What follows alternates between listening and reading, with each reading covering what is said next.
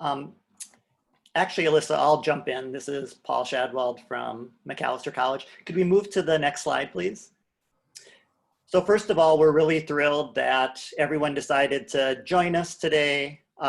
This is really an unprecedented time with a lot of challenges for people who are committed to community-based learning. And so today we're really going to be exploring together some really big questions. We're going to try to provide some broader context for those questions, but we really don't have the answers. This won't be that kind of a format where we're going to give you the secret sauce to do everything that you that you're going to do. Instead, we're going to really think together as a community, and we're going to think about 3 different categories of questions. One is really a little bit around context and how our current context shapes some of the questions that we're facing to do community-based learning. The second is around how it may change pedagogy and partnerships. And the third is broader institutional questions. And we just want to reiterate, and we'll keep reiterating during this presentation, that the best thing that people can do is take things from this and then loop back to the people on your own campuses who are working on policy and working on civic engagement. So hopefully this will provide you with some good food for that, but then loop back to the people on your campus.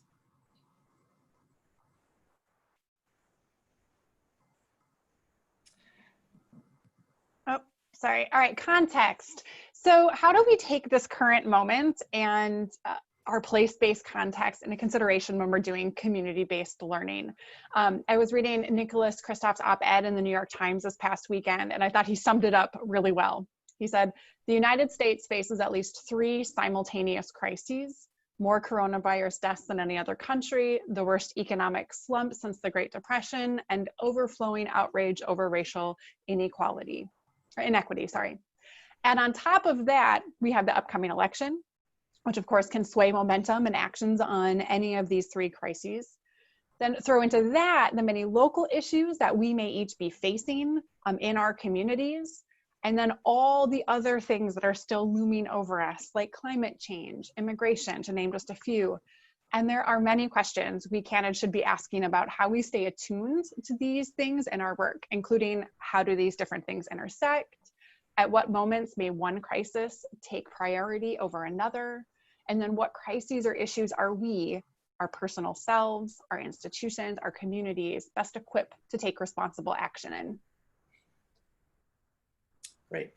And then the next category of questions that we want people just to consider as we're going through the workshop today, and as you're kind of going back to the people on your campuses to have conversations, is really thinking about what all of these contextual issues mean, and what the switch to possible virtual learning or hybrid learning might mean for the areas of our pedagogy and our areas of partnerships. And the overall broad thing I'd like to mention is just not to fall too easily or too quickly into easy answers, but to really think about this slowly and with complexity and thinking about your current situation. So one question that we'd want to ask is just about pedagogical tools. That new pedagogical tools with virtual learning opens up really a lot of different possibilities. There's also a lot of possibilities with hybrid, but there's also problems associated with each of these tools. So one of the things we're going to talk about is the what, how, why to use these pedagogical tools. Is it in the prep for the work? Is it in the engagement itself? Is it in the project? Is it in the archiving and the sustainability? Or is it in student reflection? So thinking about the tools, thinking about what a shift to virtual or hybrid might mean for student development and student learning. In some ways, this may facilitate new ways for student development and learning. It may cause us to have to shift to help us consider what's essential. Place and cultural context is important for all of our work. When we switch to the virtual, in what ways can that help us do this better to help people really engage the question of place and cultural context for our work more richly and deeply? And in what ways, if people are working from their computers doing engagement or projects, is that difficult? Thinking about the current status of community organizations. Here in Minnesota, new reports from the Minnesota Council of Nonprofits and the Star Tribune has talked about a third of staff being laid off from community organizations, and organizations losing a lot of money. Again, not moving to easy answers, but asking us the questions. How can we help build capacity? In what ways do we engage or not engage with organizations? And then the final three pieces are really closely connected with social justice issues. We've all been part of various forms of trauma, and some of our students and community partners have much more so in terms of systematic racism, the effects of COVID. How does trauma flow into this and shape our considerations? And then the final two pieces, isolation and connection. All of us have the possibility that we're going to be more isolated than ever before doing this work. How do we build community and connection? And then finally, the really broad question, what does this mean for equity and access? How do we ensure, no matter what we choose, that we ensure equity and access, not only for our students, but also our community partners? So the last piece of this helps to put all of it together, the institutional questions. And these go from the very broad to the nitty-gritty. And each institution is going to have their own particularities about how we're going to shape this. So the first question is a very broad one. At the core of community engagement, community-based learning, there's always been a strong value about promoting the common good. So how do we work to equip our students to promote the common good in our local communities and beyond? When we think about issues around public health and keeping our community as a campus community and the wider community safe in the COVID pandemic, there could be some tension between the pedagogical goals of educating our students and the issues of public health. And so to think about that, a lot of our campuses have wrestled with how far to open up or how much we want to keep closed and what the guidelines and rules are. Will our students be masked in every space, even if the wider community is not wearing a mask, etc.? There are a lot of questions, and those are going to vary from place to place. Similarly, we have issues around shifts in equitable access to community engagement with remote learning. So if we have students who are on campus and off campus, we start to ask ourselves, can we provide the same kind of quality and equity of access to every student, and how we think about that? And as Paul said, it's a complicated question. We can't go too quickly to what the answers are, and they're going to vary from campus to campus and community to community. Then there's a huge issue of policies. So sometimes the policies are institution-wide. This is what we're all going to do as a campus community. It may be that internship offices have different policies than, say, student life offices. So which offices are making policy? Do they apply to which groups of people? Thinking about students, staff, and faculty, how do we merge all of those issues? And then there are a lot of issues around liability, and everyone's still trying to sort that out. So rather than try to figure that out today, I think it's just important to know that we need to figure out who to ask those questions of on each campus. Another big issue is that the pandemic has shifted structures. We've all shifted our own campus calendars and shifted maybe who's responsible for what. This has also shifted all over with our community partners in terms of what it is, who it is that we reach out to. So if you start to reach out to community partners, as Paul said, there have been a lot of layoffs, there have been a lot of shifts. So you may need to re-knit together a lot of contacts that you used to have. So you shouldn't assume that the people that you worked with in the past are the same people that you're going to need to work with now. So there's going to be a lot of sorting out, and there may be a lot more ever evolving. And then there are the questions of what resources are available, not just on campus, but what resources are available to your community partners. This is going to become really manifest in terms of technology, not just physical resources in terms of cameras and computers and so forth, but also expertise about who knows how to do what, and how can we all leverage additional resources as needed. So thinking about our community partners, we can't assume that they have the same resources we do or that we have the same that they do. So that goes with the next bullet point as well, integrating our tech interfaces with our community partners as we think about doing remote interface with them.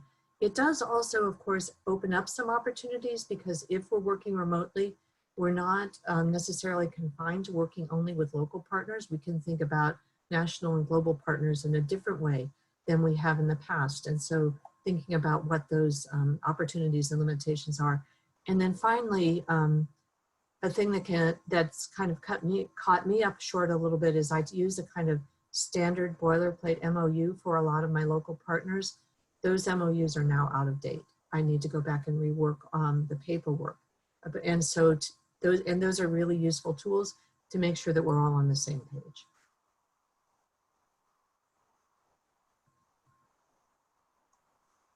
So Alyssa, I think you can move. There you go. Yep. So just a few final considerations. Remember, we are not talking universal solutions here. Please look to your specific context. Find those people on your campus who are the decision makers around policies, have conversations with them so that you can better understand what you're able to do.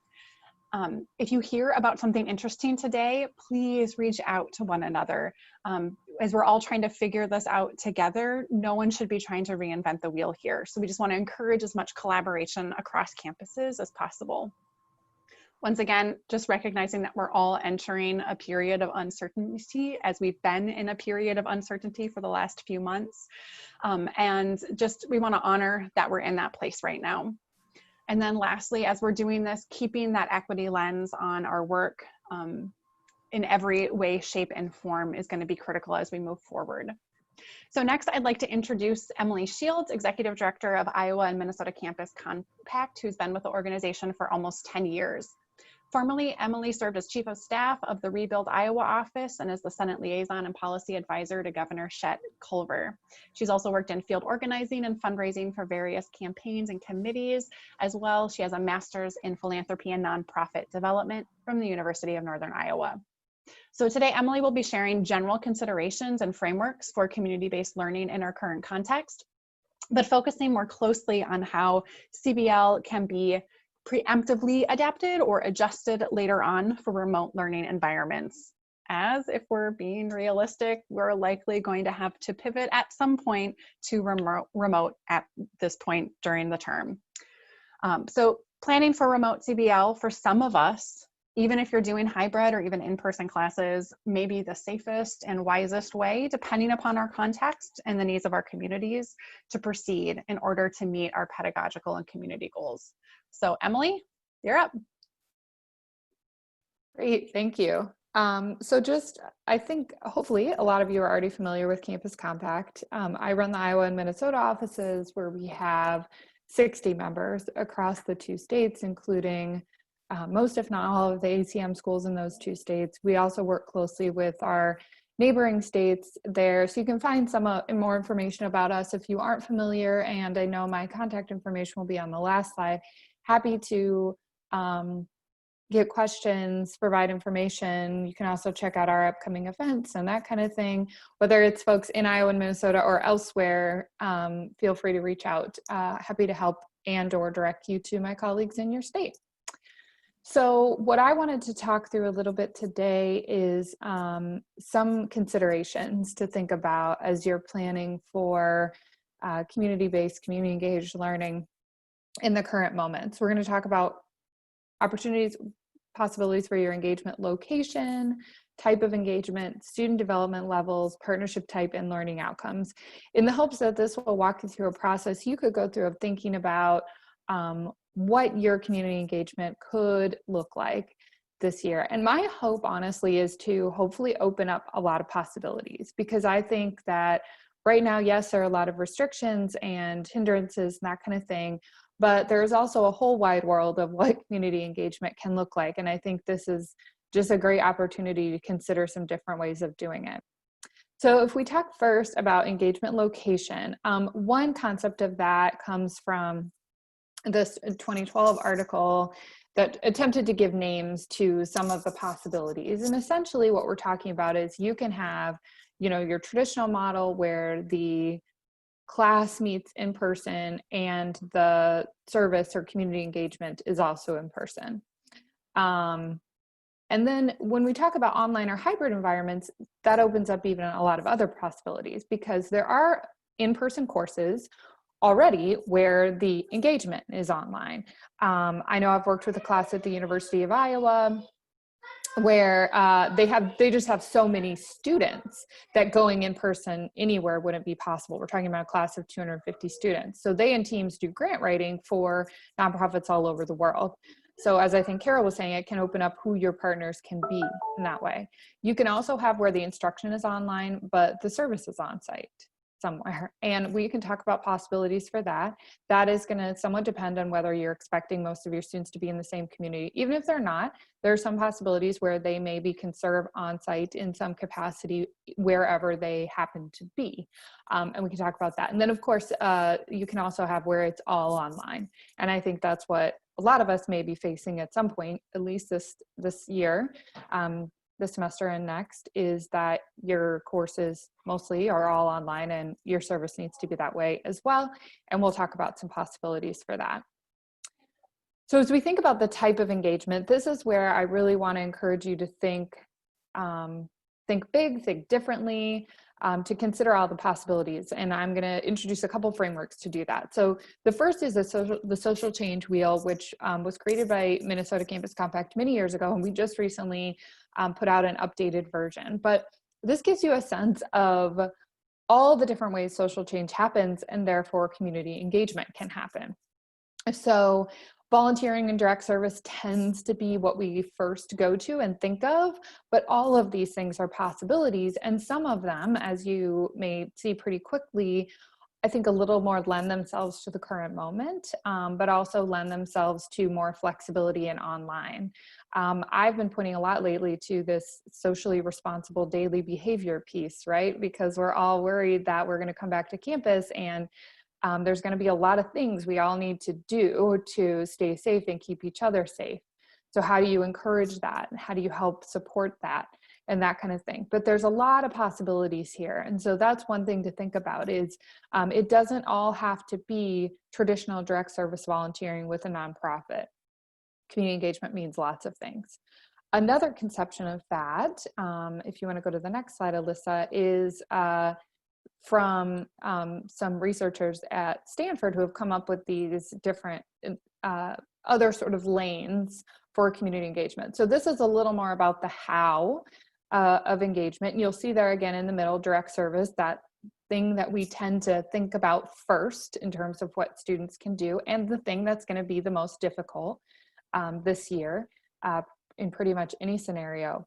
So you'll see there are lots of other possibilities, and the other possibilities all offer quite a bit more flexibility. So advocacy, research, indirect and capacity building support, policy, politics, social entrepreneurship, all of those things you can hopefully pretty readily see how they could be done in communication via email, on Zoom, that don't really need to require you're at a specific place at a specific time. They also will, in some cases, require more student ownership. If you're integrating advocacy, politics, a lot of those things into your course, students are going to have a choice. We're not telling them what to advocate for. We're not telling them what political positions they should take. We're focusing on the how and letting them dictate what they believe and what they want to advocate for to some extent. So that's something to keep in mind with that as well. So that kind of brings us to student development being a really important consideration in terms of what's going to work well with a given course. So this conception comes from an article that used student development literature to think about what some different phases might be for thinking about what students are capable of at different developmental levels. So in general, we're moving from exposure to capacity building to responsibility. And Alyssa, if you go to the next slide, it gives a little more information. And I think we'll include this article and you can take a deeper look. The thing I mainly want to point out is if you've got students kind of in that phase one, generally going to be first year, maybe second year, you need to be the primary manager. They are just a participant. They need to be given a lot of structure, very clear sense of their roles. They're not going to be able to manage a relationship with a community partner effectively. And you may even want to consider more hypothetical things, that kind of thing, if you're having students encountering some of these things for the first time. So that's where you could have the whole class do one advocacy project and everybody just takes on different roles. You could, I've done with earlier students, just having them participate in a local government meeting of some kind. So they have some flexibility in terms of what it is they do, but they're really just a participant. Moving up to them taking on more responsibility in those middle years. And then finally, when we're talking about some juniors, seniors, you know, more to the end of your college career, you're a little more ready to take on that full responsibility where the faculty member can be in more of that coach role. You could potentially be the one reaching out to potential community partners and setting up the project, that kind of thing. But that is really just going to be in those later years. And I think these are important things to keep in mind as we're structuring courses, especially if we're not going to be seeing students as much, to really think about what they might be prepared for. So the next consideration you want to think about is partnership. And we've put out a few things about this and been really trying to help folks work through some of these things in the most recent months. We also, in a couple of years ago, did a study of how community organizations perceive partnerships with higher education. And so some of these considerations come from both of those things. And are important to think about. The first one, that community needs come first. It's the case all the time, but we don't necessarily always live it out, right? We start with our learning outcomes and then we want to find a community partnership that can be molded to that. I really encourage you to think first about what's most needed, either on campus, in your community, with the community partner you're working with, and then make your learning outcomes work with that and really let that take the lead. And that tends to be opposite of how we think about it at times, but is really important right now, especially if you're going to be working with a partner. Flexibility is really imperative, building in lots of opportunities to change, to allow students to have flexibility, to respond if things change with the partner, just as much as possible, building that in, really focusing on quality over quantity. And I'll share this as my final thing too. A small project is not a bad thing. And making sure you're being really realistic about the time and capacity that folks are going to have. A small but really high quality, well-structured, strong reflection course or community engagement opportunity is going to be better than something big and bold right now that really can't happen effectively. Prepare students well. That's one of the biggest concerns that community organizations have, is that students don't come in well prepared. And that is harder when you're in an online environment. So you're going to want to make sure you build in lots of time for students to really understand what they're supposed to be achieving, why, to have the core skills they need to do the work if that is the case, and that kind of thing. But the two big ones that I want to share going into this year really would be, you know, not all change happens off campus, especially going into this year. There is a lot of social change and there's a lot of need on all of our campuses. You're going to have more students with basic needs, insecurity, mental health issues. We have a lot that we need to do to keep everyone safe with COVID. Students can play a role in all of those things, and that can be a part of a lot of different courses' learning outcomes. So that's one thing to think about, is you don't have to leave community is everywhere. Community is the campus. You don't have to leave campus. You don't have to think about it that way to have effective community engagement. And also, just going back to some of the options I presented earlier, as hopefully was relatively obvious from that chart, you don't necessarily need a community partner for all types of social change. And I think that's important to remember, because I do know that community organizations are not going to have the capacity that they normally do this fall. And it's probably not going to work for us to get all of the experiences and involvement we would like students to have in working with those organizations. They just are not necessarily going to be up for it. So I think we have to think creatively about other ways, and there are tons of possibilities for that. Going to the next slide, just want to emphasize, again, what we're talking about is a high impact practice. So whatever the community engagement looks like, your responsibility first and foremost is the learning. And even if the whole project falls apart and nothing goes as you planned, learning can happen. So I just really encourage you to focus on that aspect. So if we go to the next slide, what that starts with is having a clear sense of your learning outcomes and being very explicit about how those link to whatever it is you're having the students do for community engagement. So there are a few categories that can fall into: course content, civic agency, interpersonal growth, professional skills, and those can overlap.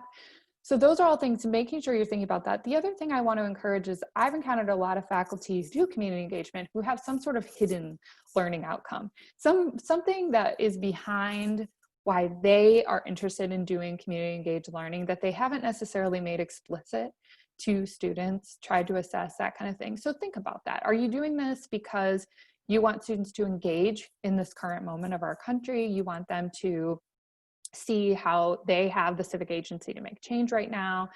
Are you doing it so they are prepared to be flexible in their careers? What is really at the heart of what makes you passionate about this, and making sure you're bringing that kind of out of the shadows if it is, and really talking about that with students, because your passion will come through and that will help sustain what you're trying to do this semester through what are likely to be pretty difficult times. And if we just go to the next slide, a few of the specific types of learning outcomes that research has most consistently shown community engaged or service learning can contribute to are some of these: really thinking about complex problems and solutions, applying knowledge in the classroom, communicating effectively, whether that's with partners or amongst themselves, working collaboratively, exercising judgment, owning their learning,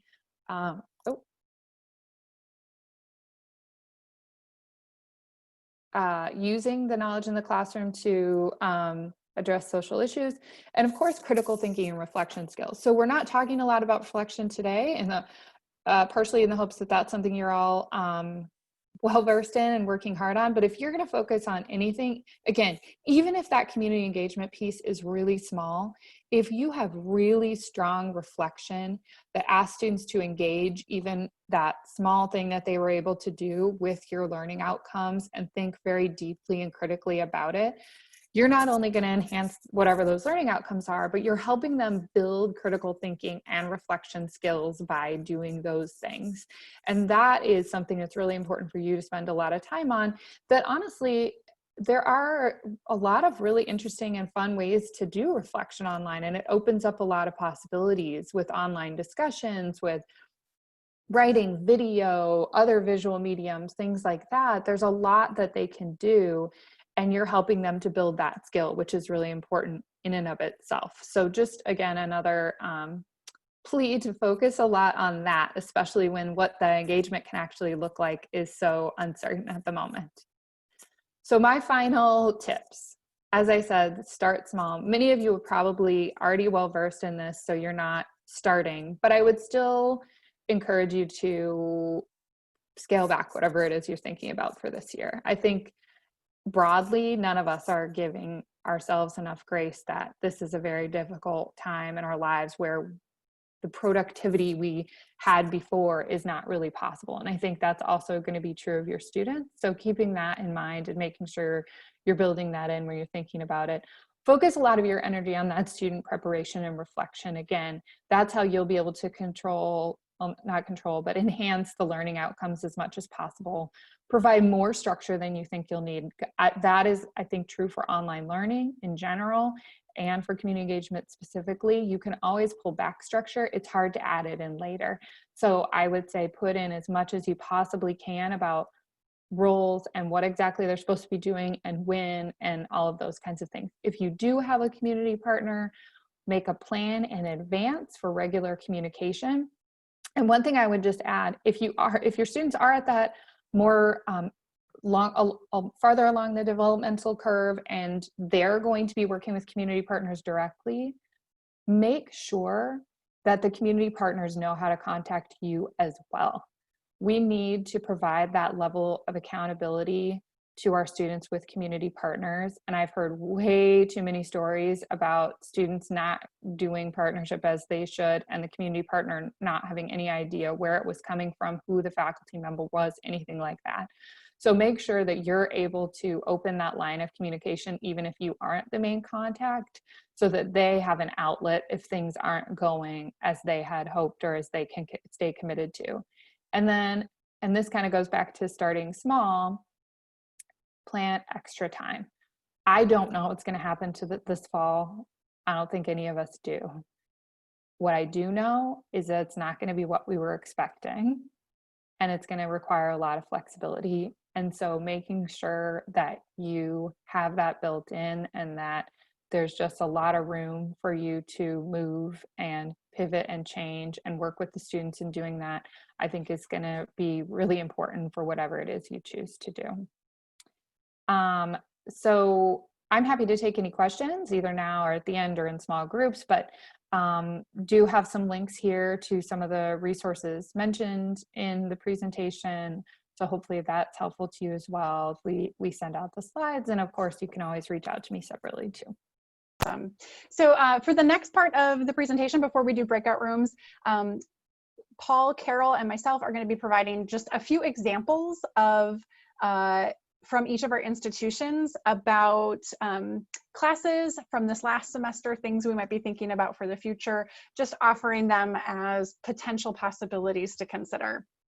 So the first example from St. Olaf College, where I'm at, is the creation of dialogue and deliberation guides in a Theoethics of Climate Change course taught by Kiara Jorgensen.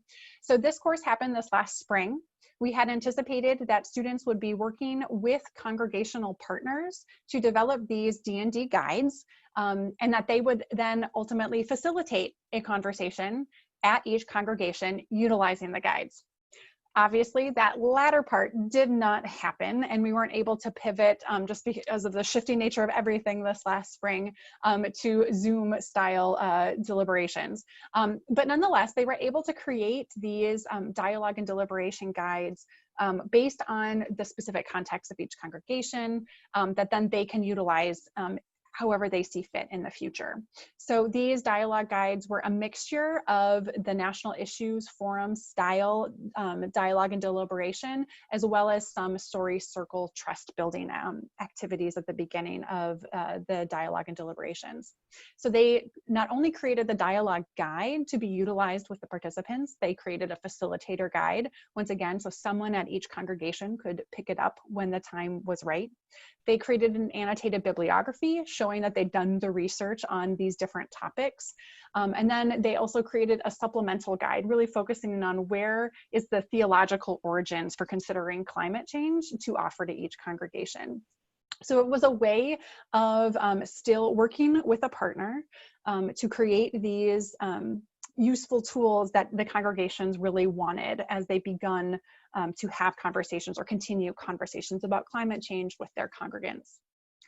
The second example is one that I'm trying to get some faculty to pick up this next term, really focusing on public policy and advocacy.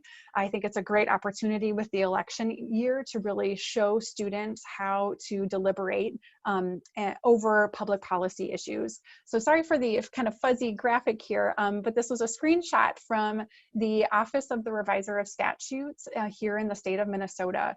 And so you can go by House term. In this case, it was the 91st legislature, which will be picked up, these bills will be picked up where they were in the next regular session. And you can search by topic. It's kind of hard to see, but it's, for instance, if you look at education, right? 100, 200 different bills that are in process. If you look at election, over 100 election-related bills are in process.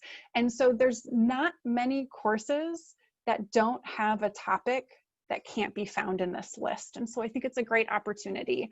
For instance, I'm working with a psychology faculty member who's teaching a course on diverse families.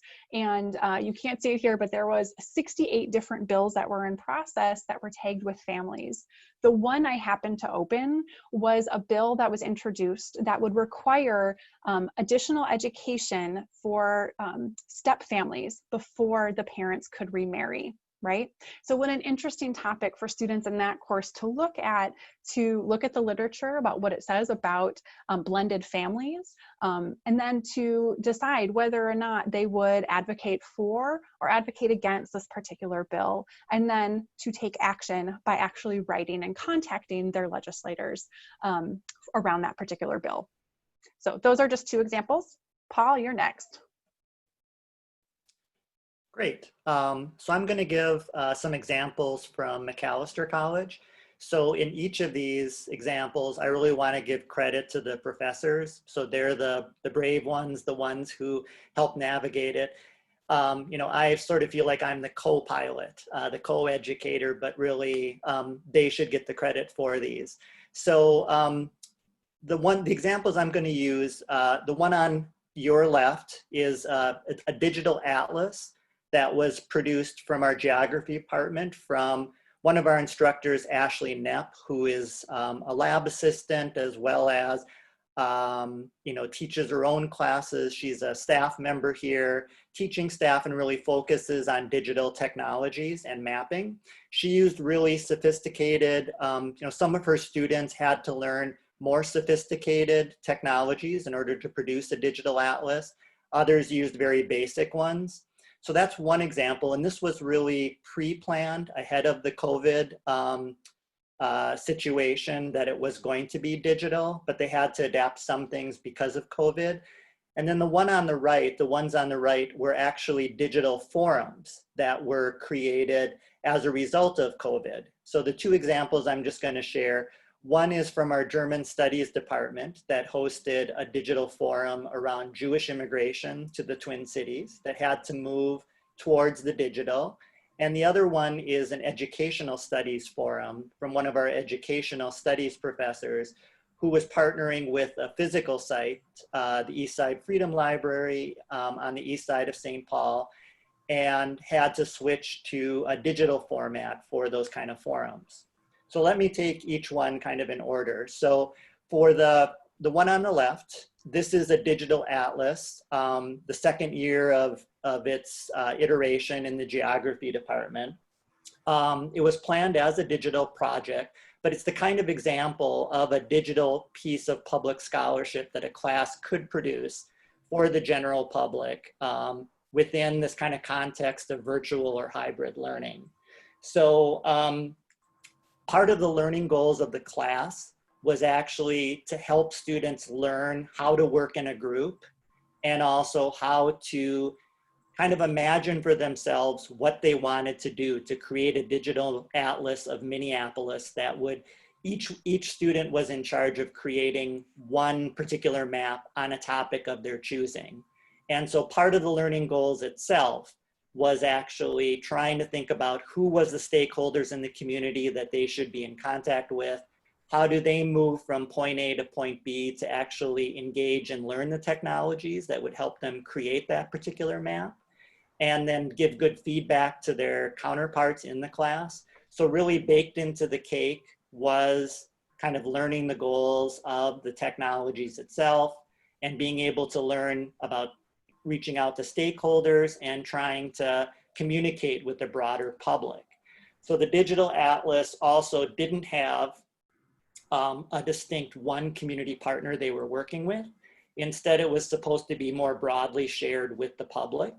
And I don't see this much like Emily as Emily suggested, as something is better or something is worse. This was a strategy she used of not having a single community partner, but having different stakeholders in the community. Some of the things that allows is for people to have a little bit more freedom to be able to do what the students wanted to do in relationship with a community partner. It also allows students to be more critical. So in terms of one of the digital atlases that was produced in previous years, people took on the Skyway system in Minneapolis, and Skyways are either loved or hated, but they were able to have that critical voice because they weren't beholden to one particular community partner. They were able to take in information and have their own voice in there too. It also didn't require a lot of effort or commitment from the stakeholders. Instead, they were kept as conversation partners. It also made the students very motivated to produce this atlas. And if you Google meandering Minneapolis, you can actually see the students' work online if you choose that. But that's the kind of publicly produced digital scholarship that might be possible as we shift to virtual learning. Their tools are really sophisticated. This one, but there's other tools available to students that are also possible, and it's widely read and widely loved. The digital forum piece, one of our German studies classes partnered with the Historic Preservation Organization to research the history of Jewish immigration to the Twin Cities. The goal was to hold a public forum physically at the Mill City Museum in Minneapolis. When COVID struck, the students continued with their research, created a digital walking tour of some of the the sites in Minneapolis of Jewish American heritage. And then they were the ones who hosted a digital forum, a digital webinar using Zoom. This was a way for us to build the capacity of the Historic Preservation Organization. The Historic Preservation Organization had never hosted a virtual forum before. So we, in a sense, learned together and taught them how to do it so they could do it in the future. Over 200 people attended, which was both good as well as challenging to think about how do you prepare students for this. And because it was a digital forum, there wasn't the same sense of intimacy to it as might have been at a physical forum, but still students had to learn how to present to a wider public, how to write. And then in terms of student motivation and how this factored into equity issues, a lot of the students, when they moved to COVID, had to work remotely, a lot of them indicated that this was the kind of project, this particular project, because they knew how important it was. They knew that there was a public connection that kept them going through COVID. And it became one of the most important projects for them. And the professor had to shift her own teaching to adapt to the teaching goals of this kind of project, which took up a lot more time. A similar shift happened in the educational studies class, where originally it was going to be a forum that was going to be physically taking place on educational issues. At the Eastside Freedom Library, they did one physical forum, and then they had to also shift to the digital webinar. We have a great relationship with the Eastside Freedom Library. This was a way to embed that at the Eastside Freedom Library, and it was a way to make this, in fact, even more accessible to the public by doing it as a Zoom webinar. And the student learning goals was the same. And I have to give a lot of credit to all three of these professors to be flexible and to have the courage to be able to adapt this, to think about equity. And the final thing I'll just say before turning things over to Carol, all of these had to do with, in a sense, place and context as well, which is super important for our work. There can be a way that doing work in the community can create an illusion for students that sometimes they know more, don't know the backstory of things. I think virtual can also create that illusion, but in these examples, I think students helped learn the depth of the story that they were entering into. By doing this research, they learned that what they were encountering in the Minneapolis and St. Paul wasn't the whole story. They were learning something more, kind of the backstory, that I think also is a learning goal. Okay, I'll turn things to Carol. Okay, so I'm going to give two examples from Beloit College, which are examples that Emily discussed about instruction online and working on site. And I'll try to zip through these fairly quickly so we have more time to talk together. The first example is from the Duffy Community Partnerships, which is a sociology course which has a significant field component. It's now almost in its 20th year. I had 18 students last semester placed at 18 community sites in the Beloit area. And at mid-semester, we needed to pivot because we weren't on campus anymore. So what we did was we shifted, we always do field notes, ethnographic field notes. We shifted so they were actually doing field notes of how they made this transition to wherever it was they were. We had a lot of international students in the course. So they spread out everywhere from their dorm rooms at Beloit to quarantine camps in Vietnam, and they continued to write.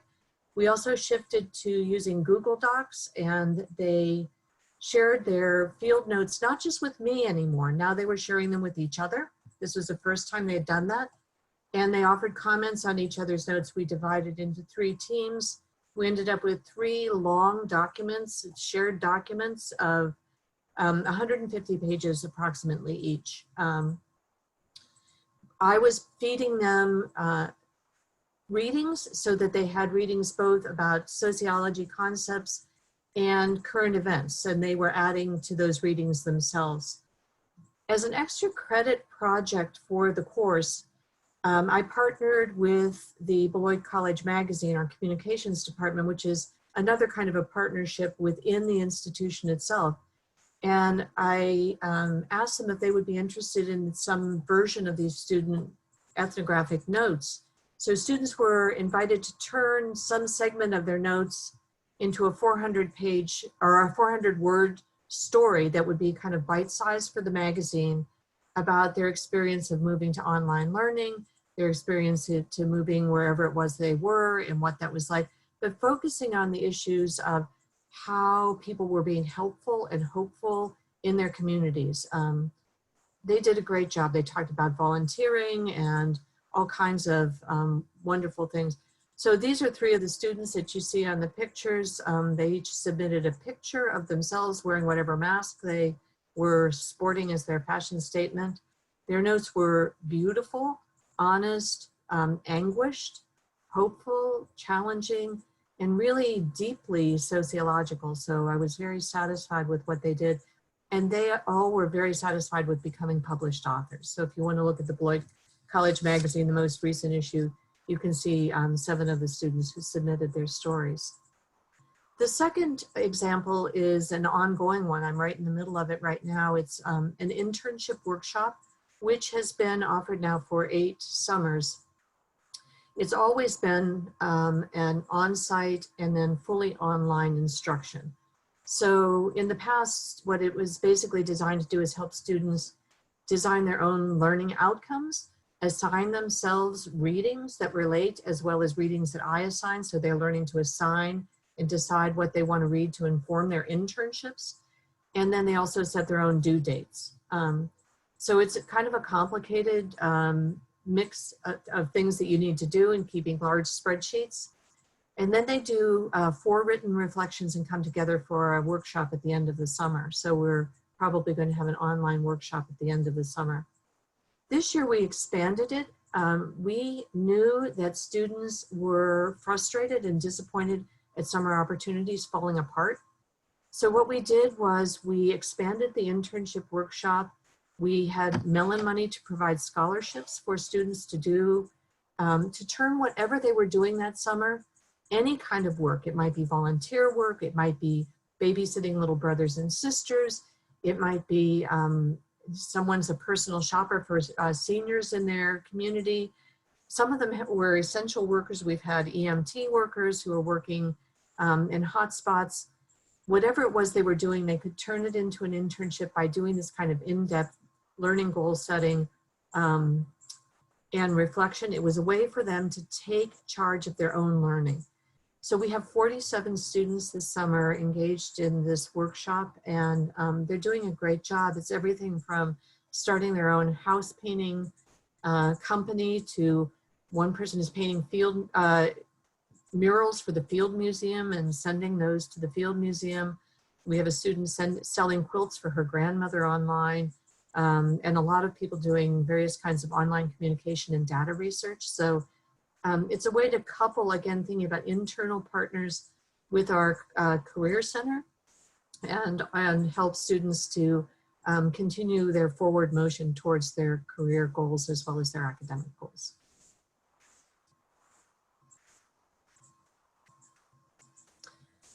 So small group breakouts. What we're going to do with the small group breakouts is we're going to ask you to introduce yourself to each other. There'll be about 4 or 5 of you in a room, and to share one specific project initiative with the group. It might be something that didn't work. Didn't work is also a really good thing to learn from. I'm always eager to hear about that. And then on the next slide, we'll have some questions that you can choose in your group. And people should pick out the ones that they're most interested in. We won't get to all of them. And then at the end, we're going to come back together to ask you to talk to us about what you've heard from this whole presentation and your small group that you're going to steal for the future.